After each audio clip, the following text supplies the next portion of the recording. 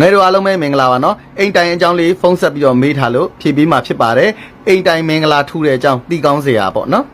အိမ်တိုင်လုံးဝတိုင်နေအားလုံးကိုစုပြီးတော့တိုင်ယူတွေကိုခေါ်မဲဆိုလို့ရှိရင်မိဘတိုင်လို့ခေါ်တယ်နော်ကျွန်တော်တိုင်ထူမင်္ဂလာယူတဲ့အချိန်ခါမှာအသေးစိတ်တိတိကျကျယူမဲဆိုလို့ရှိရင်အရှိမြောက်ကတိုင်ကကြတော့စုံပင်လဲလို့ခေါ်တယ်စံစည်းရည်နဲ့လောင်းပြီးတော့ထူပေးရပါတယ်အရှိတောင်တိုင်ကကြတော့ဥယျာဉ်တိုင်းလို့ခေါ်ပါတယ်ရွှေရည်ငွေရည်လောင်းပြီးတော့ထူရပါတယ်အလဲမြောက်တိုင်ကကြတော့ကြငန်းမလို့ခေါ်ပါတယ်ခဲရည်လောင်းပြီးတော့ထူပေးရပါတယ်အလဲတောင်တိုင်ကကြတော့ကြငန်းဖိုးလို့ခေါ်ပါတယ်ဗရံများရည်လောင်းပြီးထူရပါတယ်အနောက်မြောက်တိုင်ကကြတော့တပြေးလို့ခေါ်ပါတယ်ခဲမဖြူရည်လောင်းပြီးတော့ထူရပါတယ်